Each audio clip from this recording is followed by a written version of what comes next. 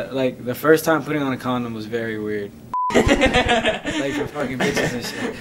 Good morning, afternoon, or evening, depending on when you're watching this. My name is Jeremy Hecht here with Famous News. We are interviewing Skinny from the 9 today. Shout out to Michael McCrudden and the team back home for setting this up. We're about to go into the Lowe's Hotel in Hollywood to talk to him about just getting out of jail, his album dropping, and we just did his Before They Were Famous bio. So we're going to take you a little bit behind that bio and show you the man, Skinny from the 9, and try to get into his story a little bit. So without further ado, I hope you guys enjoy the interview. This is the best Skinny from the 9 interview ever. Also, I'm absolutely boiling. I know you're like, why is this kid wearing a jacket in California? It's really hot. You are absolutely correct. I just thought it looked good, but that's all. Anyways, we're gonna go and see what we can get. Today, on the best interview ever, we have a rapper who has gone through one of the craziest journeys I've ever heard of in my life, from his parents scamming and moving state to state, having to go all over America, only to end up in Somerville, New Jersey, where he found his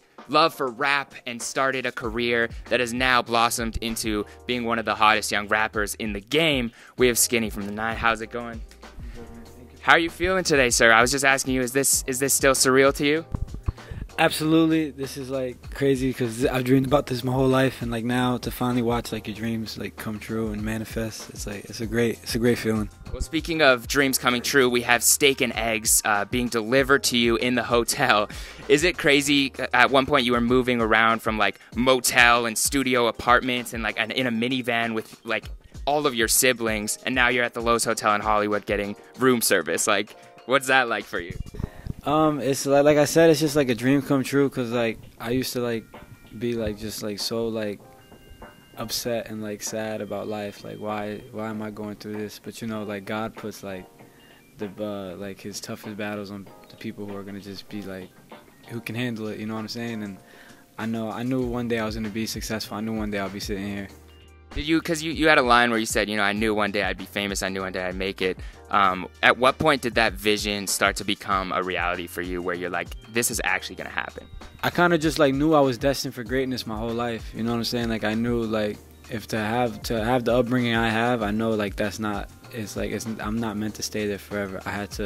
It conditioned me and got me ready for what I'm going through right now. I knew I was destined for greatness my whole life. Well, speaking of meals, you know, you just got your steak and eggs. What was your first meal after getting out of jail? I went to Wolfgang's and I got a 5-pound lobster and like steak and like broccoli and like mashed potatoes and all that. Sounds like a good meal. Yeah. Wolfgang's is the best. I love Wolfgang. Shout out to Wolfgang. If you eat a little bit too much, though, are you ever going to change your name to Chubby from the 9? Absolutely not. I have like a fast metabolism, so like I never really like gained that much weight. I'm straight. Well, when you were working at Wendy's, was that hard to not have a Baconator every single shift? No, I had like nuggets and Baconators like every single day, but like I didn't gain any weight. Like I've been the same size for like as long as I can remember. Skinny from the 9. You know, you're the oldest of 7. You have 5 brothers and 2 sisters, and you had a crazy childhood. You were basically raising them. You had to mature really quickly. If there's a lesson that you had to take away from that, what do you think you learned from having to grow up so fast? I definitely learned like a lot of responsibility. Like I learned how to be a responsible young man, and I knew how to like take care of my brothers and sisters. I was literally like the man of the house with no house, and it just, like I said, everything that I ever went through just prepared me for right now. I can handle anything. Nothing is too crazy for me, and nothing can stop me. Well, as prepared as you were, you actually had to miss 6th grade entirely. So I did some research, and I looked up what you would have learned in 6th grade. So you missed stuff like linear algebra, periodic tables, and sex ed class. So, you know, I'm wondering, you know, you didn't have the formal education. Did you have to learn sex ed through a lot of trial and error? No, I mean, I learned from like having sex, but like like from fucking bitches and shit. But like I learned sex ed like in high school. Like they taught you that in high school. Okay. So you didn't miss too much from that one year. The first time putting on a condom was very weird. You didn't have the lesson where did you have the lesson where they show you on the banana? No, we didn't have that. I just like, you know what I'm saying? Like I went to go like fuck this girl one day, and like it was just so awkward like putting on a condom. Like it was my first time. I didn't know what I was doing, and it was just weird. Have you talked to that girl since? Yeah. Since you made it? No, like I talked to her like after it happened a couple times, but like since I got famous, like nah, I've never spoken to her. Well, shout out to her for being, you know, teaching you. Yeah. Also, a shout out goes out to Miss O, your English teacher. Have you talked to her since you got famous? Since she was one of the big people who believed in your dreams and inspired you? She like we checked up on each other a few times, like when like she heard the news and stuff like that. But like as talking like every day, like nah, not really, because like you know what I'm saying. Yeah. But she definitely like watches what I do and stuff like that, and like I appreciate it to the fullest. She was great. Shout out to Miss O. Yeah. $100 schemes and $1 million dreams. When did you come up with that phrase? That was I don't know. I'm not really good with names. I remember I just like if you hear that song's old. First of all, I was like 17. It was 2014. Yeah, so how old was I? Probably like 18 or 17 years old. And yeah, I don't know. Like that song was just like that song like I was talking about like coming up. So like it just made sense. Like I don't know. No, I like that one. And so after all the moving around, and that song I'm like actually rapping. You can see it. Yeah. Definitely, yeah. And that's what I was gonna ask you. You were really spitting. Like I was looking at some old like freestyles, and you had a Ja Rule and a Shotty remix and stuff. And I found all these old, bars. Yeah. But like, when did you kind of decide to go more in the melodic route? Like 2015, like that's when like I think like music like definitely like took a change, because like that's when like Fetty Wap got popping, and then they had like P&B Rock, and then like A Boogie, like all these guys were like singing on their songs, and I thought that shit was dope. And yeah, I just tried it out. I just like went in the booth and I was like, I'm gonna try to like sing rap, and magic happened. Yeah. And then you actually ended up touring, and you know, you have a song with Fetty Wap on your album, one of your idols. Like, what was your first conversation like, and how did that feel to finally have things come full circle? So like the first time we talked, he like DM'd me and he was like, "What's your number?" And then I gave him my number, and then he FaceTimed me, and like, I wasn't nothing yet. I was still like Love Last wasn't even out yet, and I just was like, "Oh shit, I'm on FaceTime with Fetty Wap." I'm on FaceTime with Fetty Wap, and like he told me to come to the studio, and then we didn't do a song that day, but like we definitely like just kept in touch. He definitely like watched me grow like to the person I am today, and then like one day it was just like, "Yo, let's go to the studio." And then, yeah, we made Too Fast. Well, speaking of DMs, you know, I heard that you were DMing after you got out of jail. Understandably, you DM'd Black China, and you said next time you were in Cali, you guys were gonna link up. Well, we're in Cali, so. I don't know, man. I think she probably heard something about me, because she didn't respond to me when I got out here, and we were talking every day before then, so I don't fucking know. She got scared. People be like, I feel like people like love like cock blocking and like just like throwing salt on my name, because like I'm like, you know what I'm saying? You're too fly. The drip it's too much. Somebody easily said something, which is cool. Like I'm gonna see her one day face to face, and then yeah. And then it'll be popping. Who else did you DM after? Not even necessarily girls, but just about music. I know you said you were really excited, like throwing a bunch of DMs after you got out of jail. Were there any other notable names that you DM'd that you're excited about? I was talking to Lil Durk, T Grizzly. I don't know if you guys know Mariah Lynn. Yeah. She showed me mad love. Mariah Lynn is cool. That's my baby. That's you guys went to, was it Papoose and Remy's baby shower together, right? Yeah. We went as a date, and yeah, we've been fucking with each other. Any cool stories from that baby shower? It was like a lot of like older heads there. Yeah, Joe Budden was there. Fat Joe was there. It's crazy because you actually opened for Joe Budden back in the day. Did you talk to him either after that performance or now about that? Nah, he feel like he's just like a dickhead. So like I don't really like. I mean, maybe he's not a dickhead, but like I don't know. He just rubbed me off the wrong way. I've never spoken to him. I've always seen him, but like I've never spoken to him. Joe Budden, you got to prove you're not a dickhead. You got to show Skinny some love. Yeah, exactly. Like we both from Jersey. That's another thing, y'all. Man, I feel like so many people like from Jersey, like.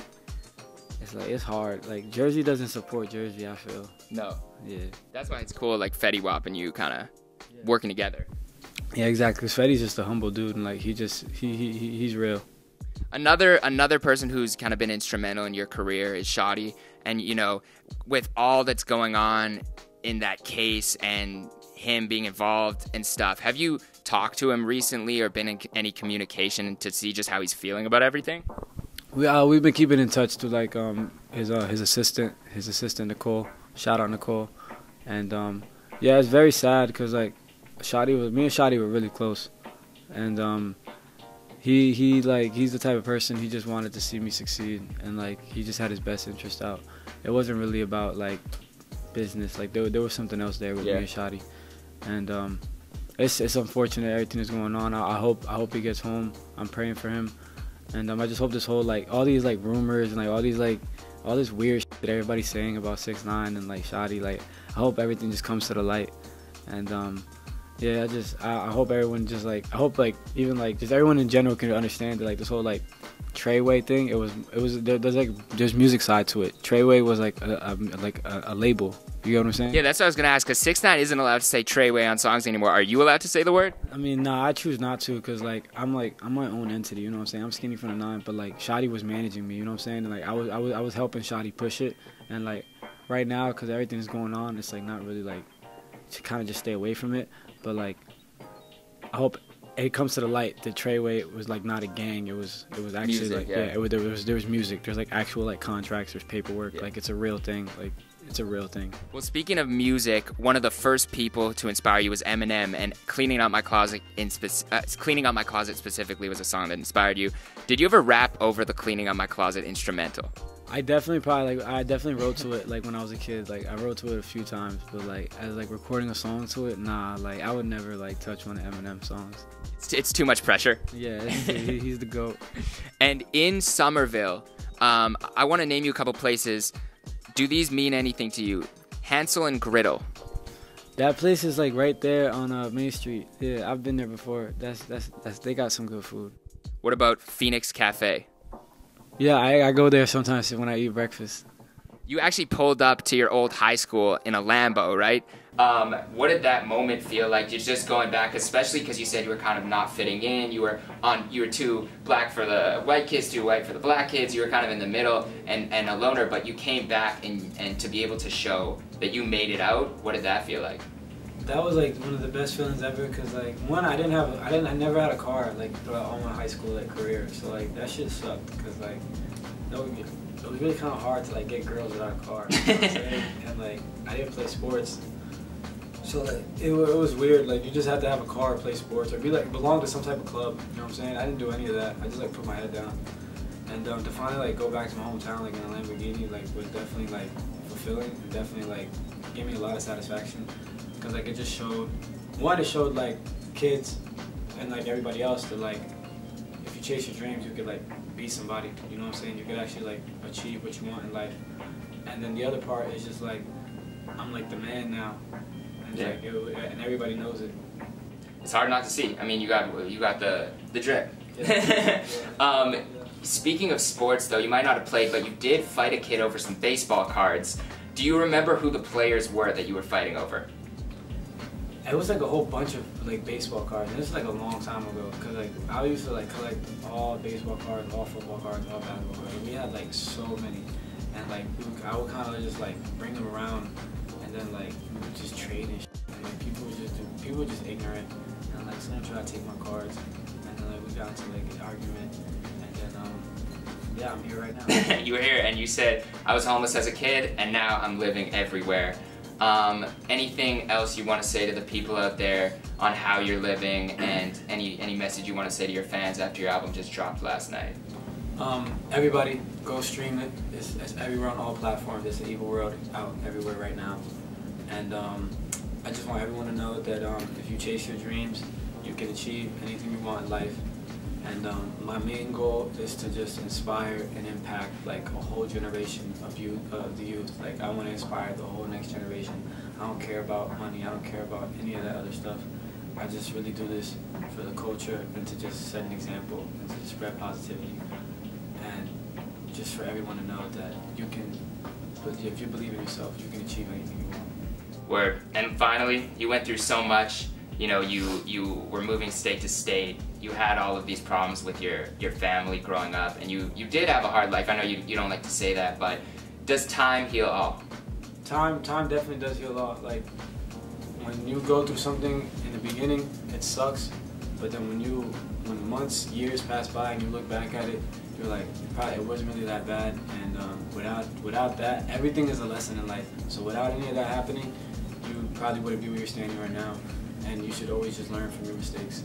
Well, this has been the best Skinny from the 9 interview ever.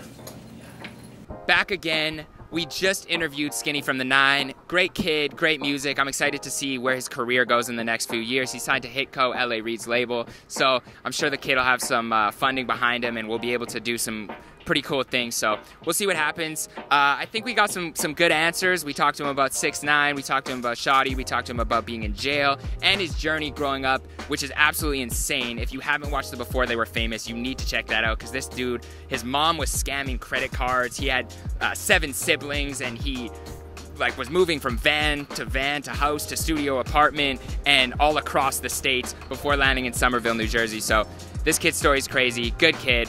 I'm excited to see where it goes, but without any more blabbering from the kid, this has been the best Skinny from the 9 interview ever. I'm Jeremy Hecht. Thank you guys for watching, and be sure to tune into Famous News every Monday through Friday on Before They Were Famous, Michael McCrudden's channel. I'm gonna send it back to the guys in Toronto, the 6. We were just with Skinny from the 9. Turn the 6 upside down. It's a 9 now. I've never been able to actually make a reference using that line, so now here we are. But other than that, I hope you guys have one hecht of a day. I'm out.